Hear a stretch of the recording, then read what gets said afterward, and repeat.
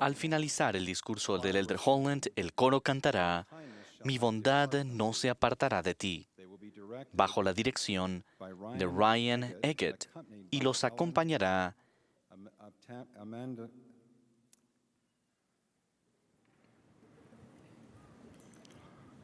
Amantangelo.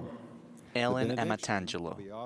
Seguidamente, Spencer Flanagan ofrecerá la última oración. Ahora tengo el privilegio de presentar al orador de esta tarde.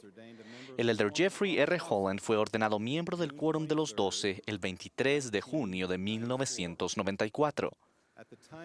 Al momento de su llamamiento, el Elder Holland servía como miembro del primer Quórum de los 70, al cual se le había llamado el 1 de abril de 1989. Desde 1980 hasta su llamado como autoridad general en 1989, Jeffrey R. Holland sirvió como el noveno rector de la Universidad Brigham Young en Provo. Fue comisionado de Educación de la Iglesia y decano de la Facultad de Educación Religiosa de BYU. Fue líder estudiantil y un atleta destacado en la secundaria Dixie y en Dixie College en su ciudad natal, St. George, Utah. Recibió la licenciatura y el máster en inglés y educación religiosa, respectivamente, en la Universidad Brigham Young. Obtuvo el título de máster y doctorado en filosofía en estudios estadounidenses en la Universidad Yale. El Elder Holland ejerció su carrera activamente en educación antes de ser llamado a servir tiempo completo en la iglesia.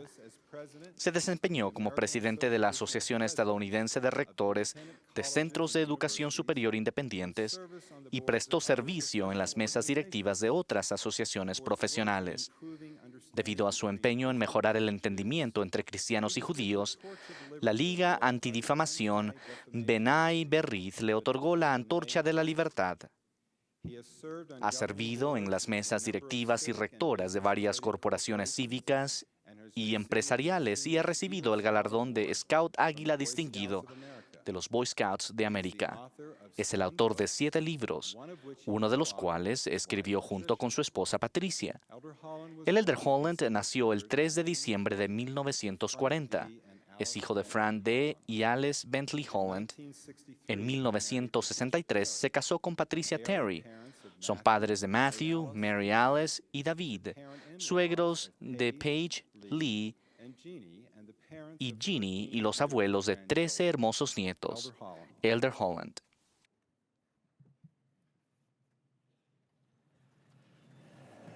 Thank you, President, very much. Gracias, presidente. Muchas gracias. Mis querido joven amigo y joven amiga, a la hermana Holland y a mí, nos encanta estar aquí en esta transmisión mundial vía satélite. Desearíamos estar con ustedes en cada lugar para verte personalmente y estrecharte la mano. Estamos aquí en el centro Marriott, pero todavía no hemos hallado la manera de hacer eso. Por eso te enviamos nuestros saludos y amor doquiera que te encuentres en el mundo. A pesar de lo vasta que es nuestra audiencia mundial, esperamos que percibas el amor que sentimos por ti y te lleves algo de este mensaje para aplicarlo en tu vida. Una de las grandes bendiciones de nuestras asignaciones como autoridades generales es la oportunidad de visitar a los miembros de la Iglesia de diferentes partes del mundo y aprender de la historia que nos han legado. Con ese espíritu, hoy deseo compartir contigo algunos sentimientos que tuve la pasada primavera en una asignación. Se me pidió que visitara la conferencia de la Estaca Platte City, al oeste de Missouri, aquí en Estados Unidos.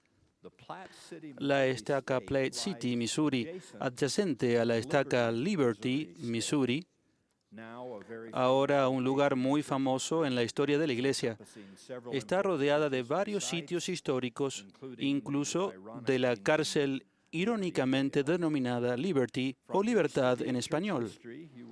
Al estudiar la historia de la Iglesia, sabes algo de la experiencia que el profeta José Smith y sus hermanos tuvieron al permanecer cautivos allí en el invierno de 1838-1839.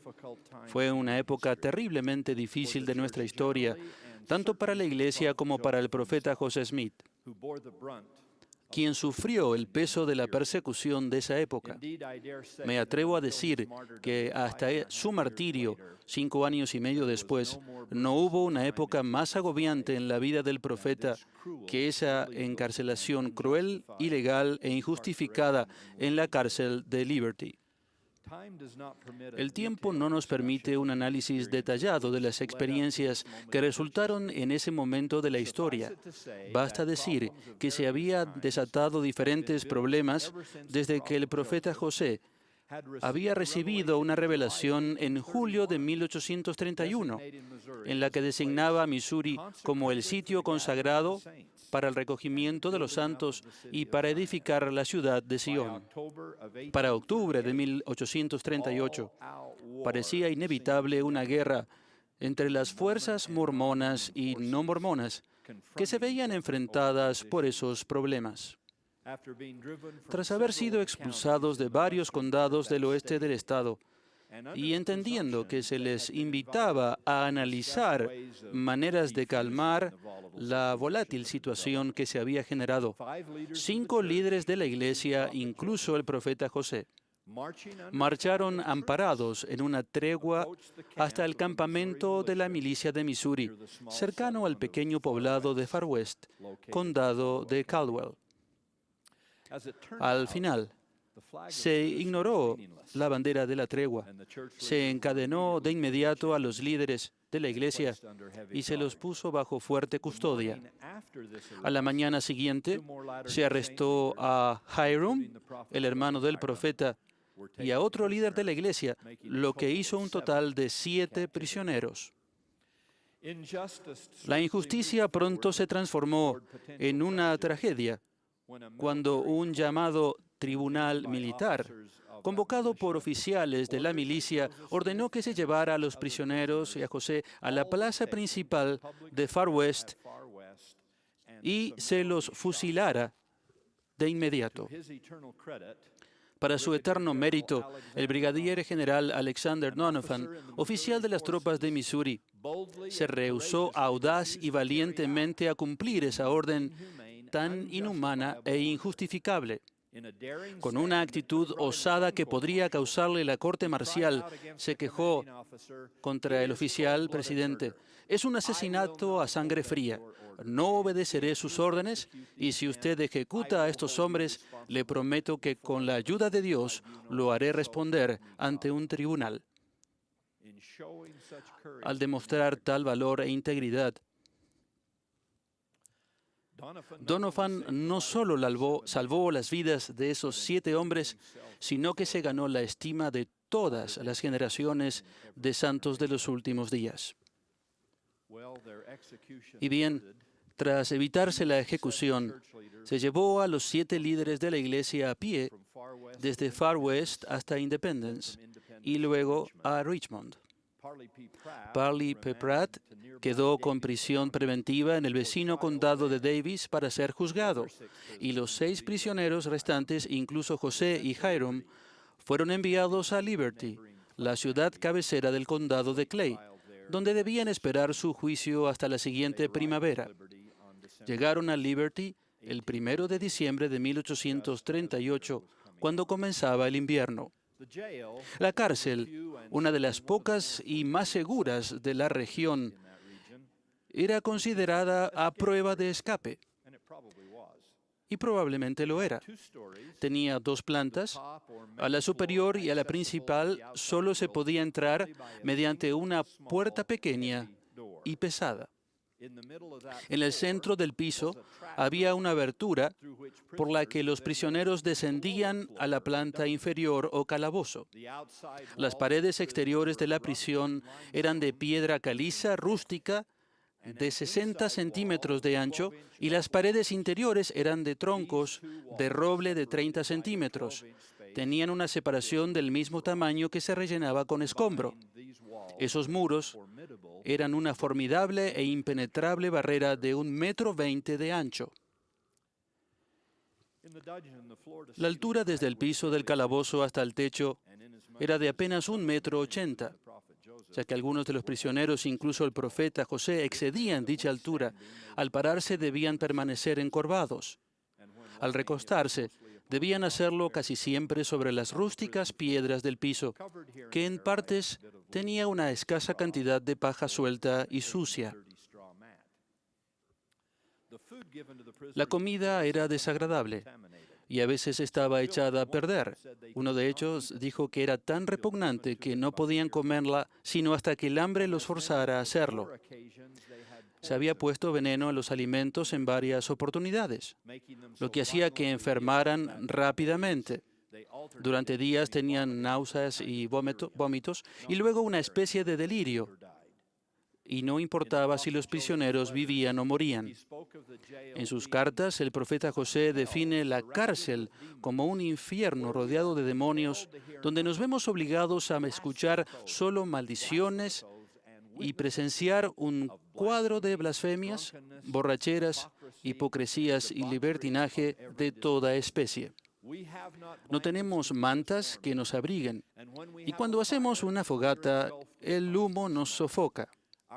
Nuestra alma está triste y nuestro valor se debilita debido a tan largo encierro. José escribió que ni la pluma, ni la lengua, ni los ángeles podrían describir apropiadamente la perversidad del infierno que hemos sufrido. Y todo eso sucedía durante lo que fue el invierno más frío que se haya registrado en el estado de Missouri. No me propongo hablar sobre las penas y dificultades que estos hombres enfrentaron en la cárcel de Liberty, pero permíteme mostrarte algunas fotos y concluir la introducción de mi mensaje. Te aseguro que tengo algo más para decirte. Esta foto es de la cárcel como era en el momento en que José y los líderes de la iglesia estuvieron encarcelados. Esta otra se tomó años más tarde, cuando algunos líderes e historiadores de la iglesia visitaron el sitio. No sé exactamente si el que está sentado arriba trata de salir, de bajar o subir.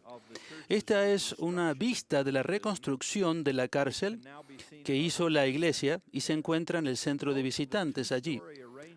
Observa el arreglo de la cuerda con el balde, el único nexo entre el calabozo y el piso superior. Esta es una pintura de Liz Lemon Swindle que muestra a José orando. Fíjate en la expresión de tristeza y melancolía que hay en el rostro del profeta. Greg Olsen ilustra cómo José pudo haber escrito algunas revelaciones recibidas durante su cautiverio. Y esta es mi última foto, la cual me lleva al verdadero mensaje que tengo para ti.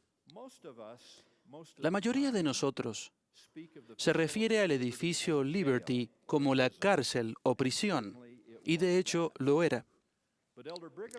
Sin embargo, el elder Brigham H. Roberts, al registrar la historia de la iglesia, se refiere al lugar como a un templo, o para ser más exacto, una cárcel-templo. El elder Neil E. Maxwell usó la misma expresión en algunos de sus escritos. De hecho, carecía de la pureza, de la belleza, comodidad y limpieza de nuestros verdaderos y dedicados templos. La manera de hablar y la conducta de los guardias y criminales que ahí había no eran para nada dignas de un templo. De hecho, la brutalidad e injusticia de esta experiencia en Liberty hacen que la cárcel se vea como la antítesis del espíritu liberador y misericordioso de nuestros templos y de las ordenanzas que allí se efectúan. Entonces, ¿en qué sentido podemos llamar templo a la cárcel de Liberty, o al menos una especie de templo, con respecto al progreso de José Smith como persona y profeta? ¿Y qué nos dice ese supuesto título sobre el amor de Dios y sus enseñanzas, y del lugar y momento en el que se manifestaron dichas enseñanzas? Al pensar en ello, creemos que podemos tener experiencias espirituales, sagradas y reveladoras en cada una de las muchas y diversas etapas de la vida, si lo deseamos, si perseveramos y continuamos orando y mantenernos firme en nuestra fe a pesar de las dificultades. Amamos y atesoramos nuestros templos dedicados y las ordenanzas esenciales y de exaltación que allí se efectúan. Agradecemos al cielo y a las autoridades presidentes que siguen construyendo templos para que muchos más de nosotros tengamos acceso a ellos. En verdad, son los edificios más santos y sagrados del reino de Dios a los que todos debemos asistir tan digna y frecuentemente como sea posible. Sin embargo, el mensaje de esta noche es que cuando tengas una experiencia que sea sagrada, reveladora y profundamente instructiva con el Señor en cualquier circunstancia, entonces has logrado el éxito. Permíteme recalcarlo. Puedes tener experiencias sagradas, reveladoras y profundamente instructivas con el Señor durante los momentos más difíciles de tu vida, en el peor lugar, en la más dolorosa injusticia y al afrontar la peor dificultad y oposición que hayas tenido. Hablemos de esas afirmaciones por un instante. En un sentido espiritual, todos, de una u otra manera, mayor o menor, dramática o casual, pasaremos un breve momento en la cárcel de Liberty. Enfrentaremos cosas que no deseamos, y tal vez sin ser culpables de ello. Quizá podríamos hacer frente a circunstancias difíciles por motivos correctos y apropiados, como el tratar de cumplir con los mandamientos de Dios. Podríamos sufrir persecución, dolor, la separación de nuestros seres queridos.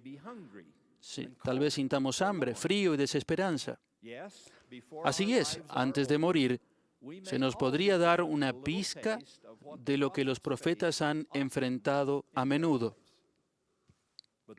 Las enseñanzas del invierno de 1838 y 1839 nos enseñan que cada aflicción puede transformarse en una experiencia redentora si somos fieles a nuestro Padre Celestial durante esa tribulación.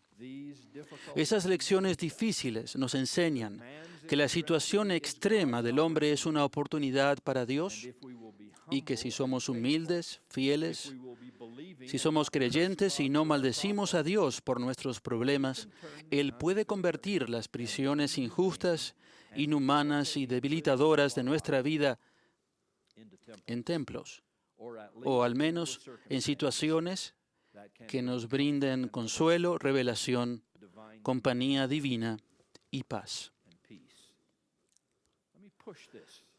Permíteme ir un poco más lejos. Recién dije que pueden sobrevenirnos tiempos difíciles. El presidente Joseph Fielding Smith, sobrino nieto del profeta José y también nieto de Hiram, dijo algo aún más profundo al dedicar el centro de visitantes de la cárcel de Liberty en 1963. Al referirse a la historia que repasamos hoy, y al contemplar el sitio donde su abuelo y su tío abuelo estuvieron recluidos tan injustamente, dijo que quizás tales cosas tenían que pasar.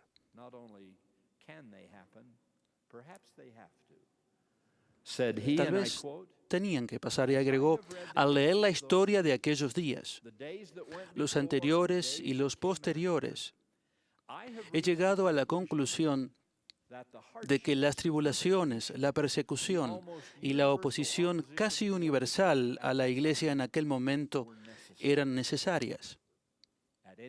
De alguna manera, se convirtieron en maestros para nuestro pueblo y lo ayudaron a fortalecerse. Sin intención de determinar qué tipo de estas experiencias son obligatorias y cuáles son opcionales en nuestra vida, aunque sean para nuestro bien, quisiera sugerir algunas de las enseñanzas aprendidas en Liberty que fueron experiencias maestras para José y que pueden serlo para nosotros, experiencias que contribuyen mucho a nuestro aprendizaje en la vida terrenal y a nuestra exaltación en la eternidad. Al seleccionar estas enseñanzas, he notado otro tipo de bendición que surgió de esa adversidad. Para transmitirte lo que deseo, utilizaré las palabras reveladoras que pronunció José Smith durante ese desgarrador momento y ahora forman parte de las Sagradas Escrituras en Doctrina y Convenios. Son escrituras canonizadas en Doctrina y Convenios.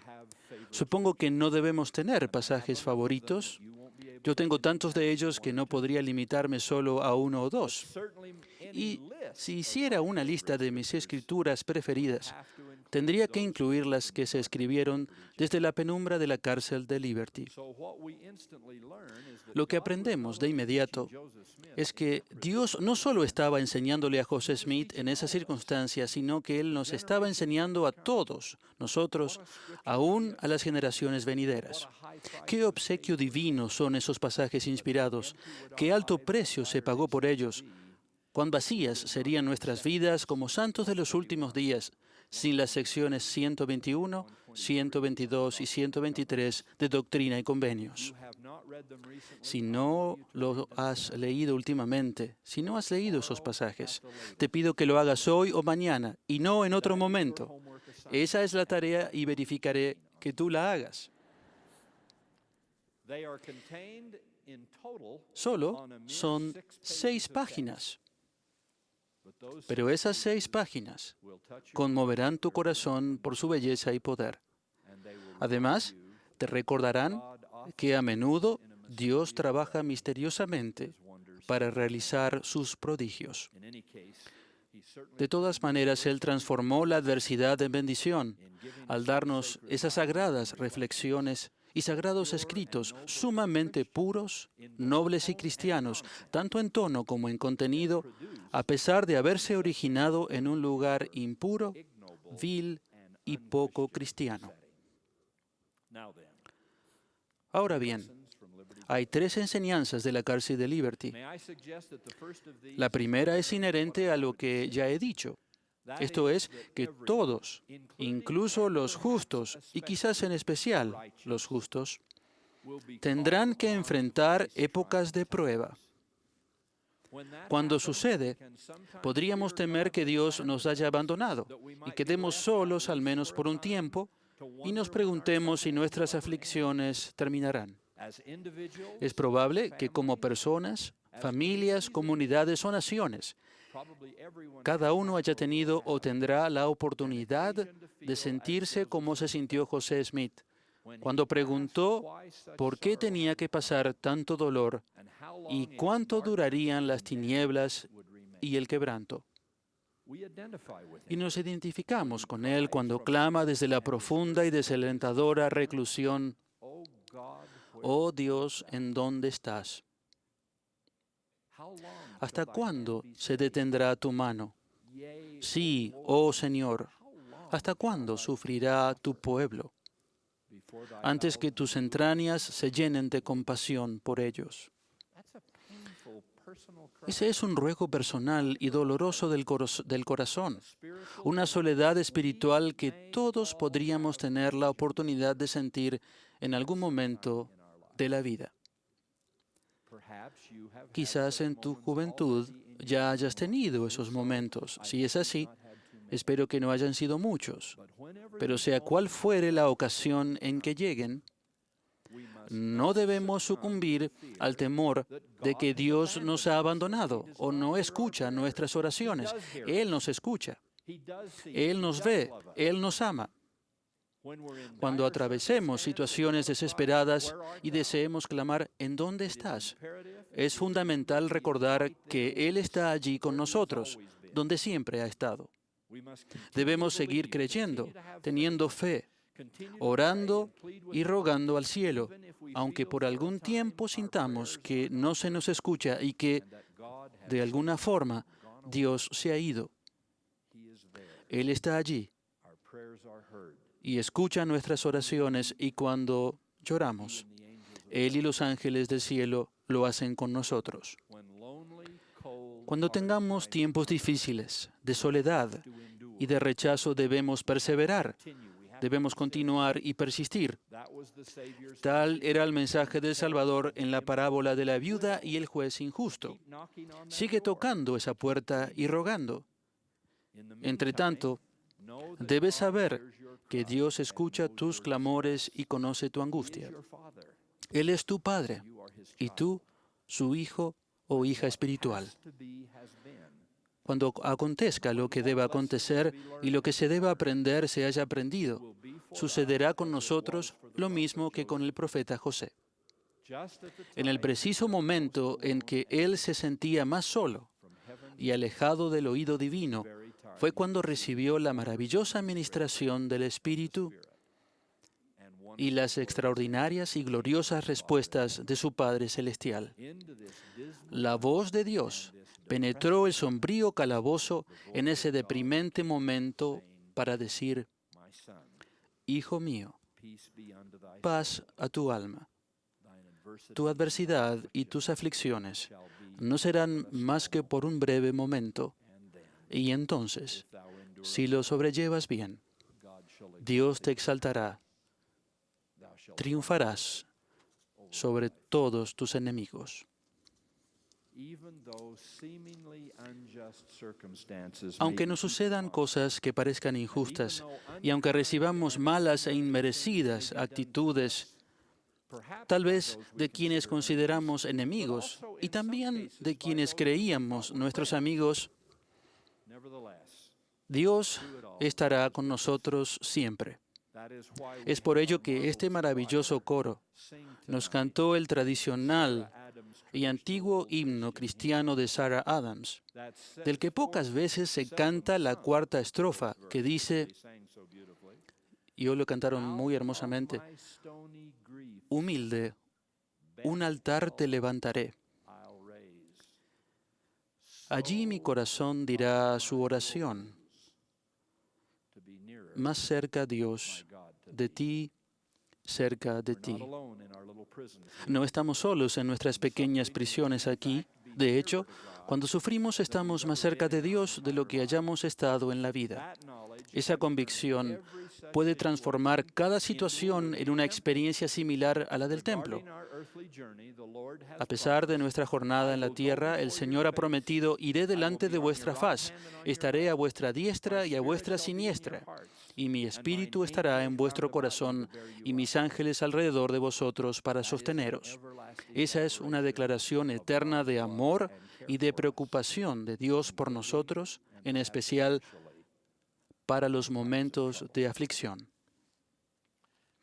Segundo, debemos comprender que solo porque nos sucedan cosas difíciles y a veces parezcan injustas y sin razón, no significa que seamos inicuos o indignos de las bendiciones o que Dios esté decepcionado con nosotros.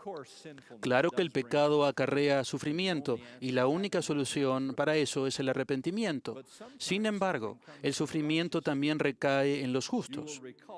Habrán notado que se le recordó a José en la cárcel de Liberty que, a pesar de haber sido lanzado en dificultades y de haber sufrido tribulaciones y de haber sido acusado falsamente, apartado de su familia, echado en un foso, en manos de homicidas, no obstante, debía recordar que lo mismo le había sucedido al Salvador del mundo, y que dado que él había salido victorioso, nosotros también lo haremos. Al darnos ese recordatorio de lo que el Salvador atravesó, la revelación recibida en Liberty dice: el Hijo del Hombre ha descendido debajo de todo ello, es decir, a un nivel más bajo.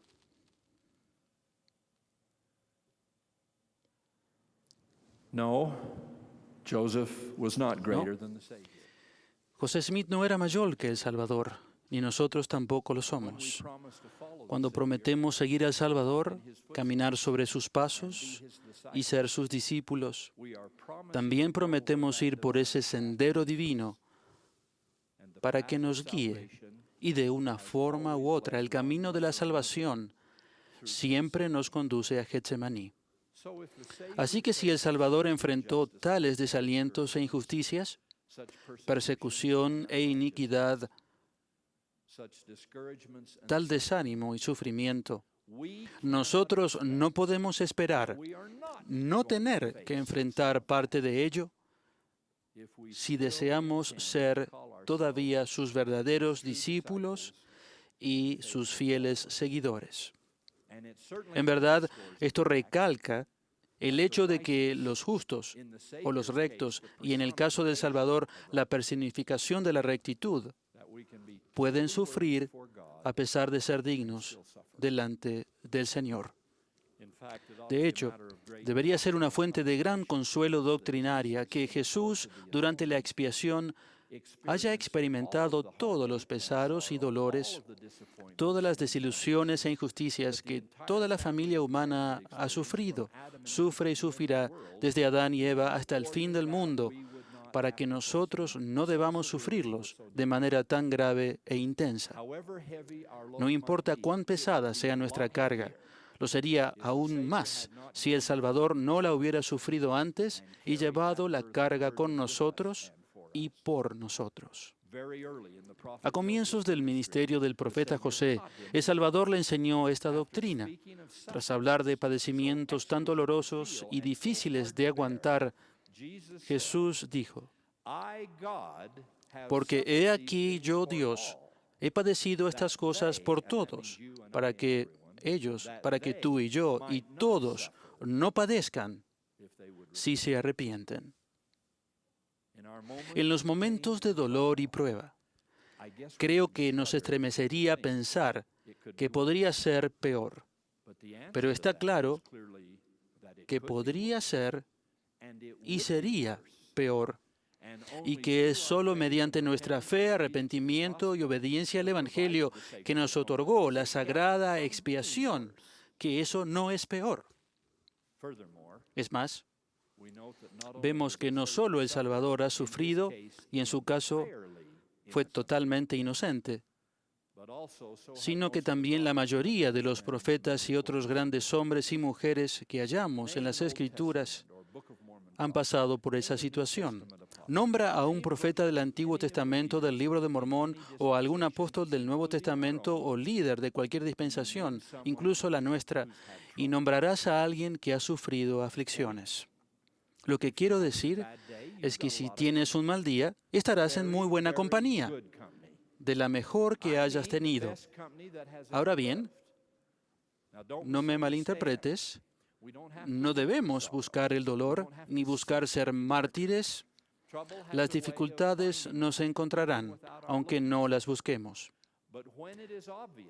Entonces, ya que es obvio que en un sentido espiritual nos espera un breve período en la cárcel de Liberty, recuerda esas dos verdades que se le enseñaron al profeta José en aquella cárcel templo. Primero, Dios no te ha olvidado. Y segundo, el Salvador pasó por lo que estás pasando y deja que Él te brinde esa liberación. El profeta Isaías escribió: el Señor te tiene grabado en las palmas de las manos,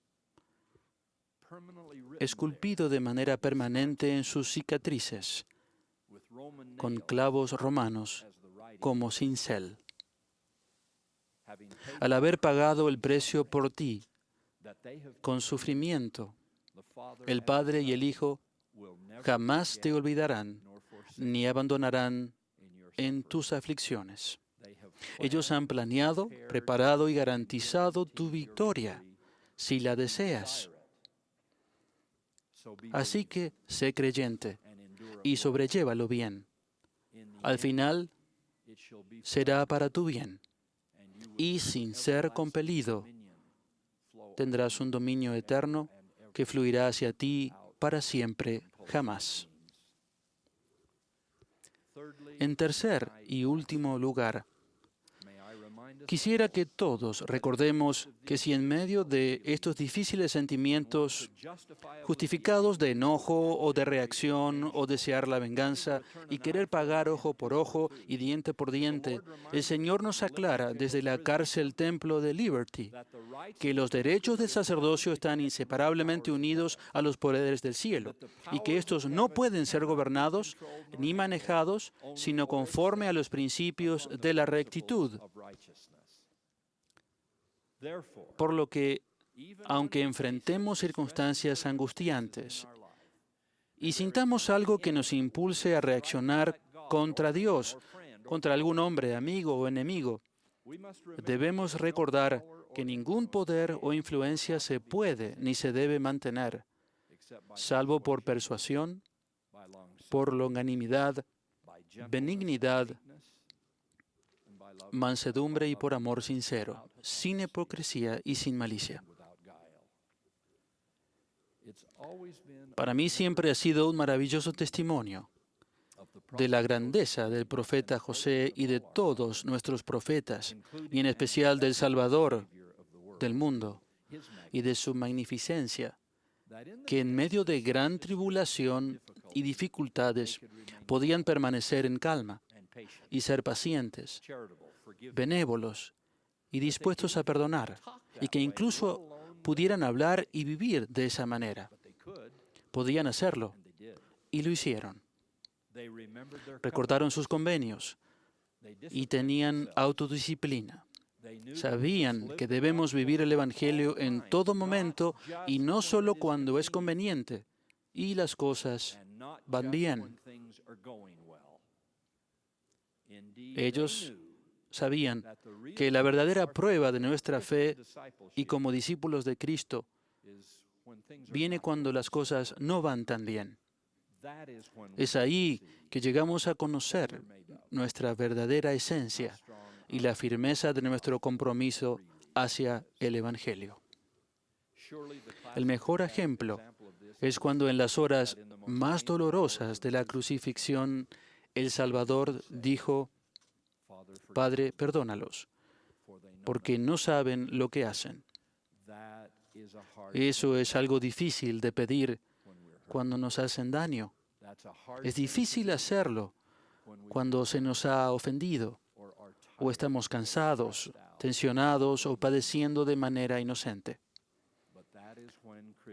Ahí es cuando la actitud cristiana prevalece. Recuerda que los poderes del cielo no pueden ser gobernados ni manejados, salvo conforme a los principios de la rectitud. Y en verdad necesitamos esos poderes en esta época. Al igual que se le enseñó a José en esa cárcel templo, aún en medio de la angustia y el dolor, debemos dejar que nuestras entrañas se llenen de caridad para con todos los hombres. Entonces, y solo entonces, nuestra confianza se fortalecerá en la presencia de Dios, y el Espíritu Santo será nuestro compañero constante. Siendo fieles a los principios cristianos, es la influencia divina la que puede ayudarnos. Y es imposible que el Espíritu entre en un corazón lleno de odio, ira, venganza y autocompasión, porque esos sentimientos son la antítesis del Espíritu del Señor. Sin embargo, el Espíritu mora en corazones con benevolencia, longanimidad y bondad, y que pueden perdonar. Esos son los principios de un verdadero discípulo. Qué gran testimonio de que los principios del Evangelio se deban aplicar en todo momento y en toda situación, y que si somos fieles, si tratamos de serlo, la victoria de llevar una vida cristiana jamás desaparecerá, sin importar la situación. Cuánto amo la majestuosidad de esas elegantes y celestiales enseñanzas que irónicamente se dieron en un lugar y momento tan viles. Para concluir la lección de la cárcel de Liberty, Cito el último versículo de la tercera sección a las que nos hemos referido hoy. En esta declaración y sagrada escritura surgida de la experiencia de la cárcel de Liberty, el Señor nos dice por medio de su profeta José Smith: por tanto, muy queridos hermanos, cuando estemos incluso en los momentos de mayor tribulación, hagamos con buen ánimo cuanta cosa esté a nuestro alcance, y entonces podremos permanecer tranquilos, con la más completa seguridad, para ver la salvación de Dios y que se revele su brazo. Qué conclusión tan optimista y fiel para pronunciarse desde un templo cárcel.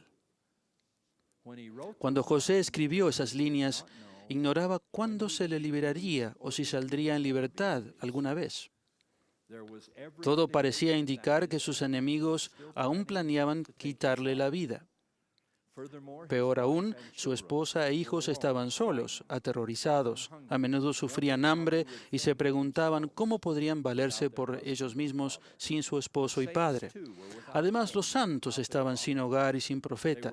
Estaban abandonando Missouri y se dirigían a Illinois, pero con el temor de enfrentar más tragedias. Cabe repetir que eran los más sombríos y lúgubres momentos. Sin embargo, en esas frías y solitarias horas, José dice: hagamos con buen ánimo todo cuando podamos, y entonces confiemos en el Señor, que tenga misericordia y revele su brazo a nuestro favor. Qué actitud majestuosa para conservar en buenos y malos momentos y en gozo y tribulaciones. Mi querido joven amigo y querida joven amiga, testifico que el Padre, y me gustaría darte una bendición. Me parece que nuestra bendición apostólica va hacia el mundo y tenemos la oportunidad y la obligación. Una es la de testificar, y como lo he tratado de hacer y he concluido, y la otra es la oportunidad de bendecir, como lo hicieron los antiguos apóstoles, cuando el Salvador los invitó a hacerlo, salvo que era para todo el mundo. Entonces, para cada uno de ustedes, aquí en este vasto auditorio o en otros lugares de institutos, en centros de estaca del mundo, les bendigo a cada uno de ustedes en sus circunstancias individuales, como si mis manos estuvieran sobre su cabeza, y se las ofrezco sinceramente, como si estuviera dando mi testimonio. Les bendigo en el nombre del Señor, de que Dios les ama, escucha sus oraciones, está a su lado. Especialmente bendigo a los varones para que sean dignos del sacerdocio que poseen, para que vivan a la altura de ese discipulado del que le hemos llamado, en esa gran hermandad del santo sacerdocio del orden de Dios, para que seamos como el Maestro, para que pensemos más como Él piensa, para que enseñemos más como Él enseñó y hacer más de lo que Él hizo. Y les bendigo al ser fieles, que tengan las bendiciones del sacerdocio, muchas de las cuales hemos citado esta tarde de esas secciones de Doctrina y Convenios. Y bendigo a las hermanas dentro de este auditorio y de las que me oyen. Cuánto nuestro Padre Celestial las atesora y cuántas hermanas llevan la bandera de la fe desde el principio, en cada generación, parecería, desde el principio de los tiempos hasta ahora, y continuarán. En general han sido las mujeres de nuestra vida, nuestras abuelas, nuestras madres, nuestra esposa, nuestras hijas, nuestras nietas, quienes han llevado la antorcha de la fe y ese estandarte del vivir hermosamente y de llevar los principios del Evangelio en cualquier lugar donde se las llevara y a pesar de las pruebas. Y en situaciones similares a las de la cárcel de Liberty, en situaciones difíciles, hermanas, las bendecimos, las honramos y rogamos que todo deseo sincero de su corazón, desde hoy para siempre, sean escuchados y que puedan salir de esta actividad, de esta congregación, de este devocional, con el entendimiento y el conocimiento firme en su corazón de cuánto el Padre Celestial y las autoridades las aman, las honran, les saludan y les saludamos, hermanos adultos de la Iglesia, y les decimos que el futuro está en sus manos y que los que estamos en nuestra generación les daremos, y al darles la batuta, les daremos y esperamos que ustedes sirvan con destreza y con honor. Sello estas bendiciones y testifico que el Padre y el Hijo viven. Y testifico que están cerca, tal vez más cerca, con el Santo Espíritu, cuando experimentamos dificultades. Testifico. Y al acercarse el número musical citando al profeta Isaías, que la bondad nunca se separará de ustedes a pesar de lo que ocurra. Testifico que la fe siempre triunfa, que los malos tiempos terminan y que las promesas celestiales siempre se cumplen. Les testifico que Dios es nuestro Padre, que Jesús es el Cristo y que este es el Evangelio verdadero y viviente, que se halla en la Iglesia verdadera y viviente. Testifico que el presidente Thomas S. Monson es un profeta de Dios, nuestro profeta para esta época, a quien sostengo y sé que ustedes sostienen. Y en las palabras de sacarse el templo,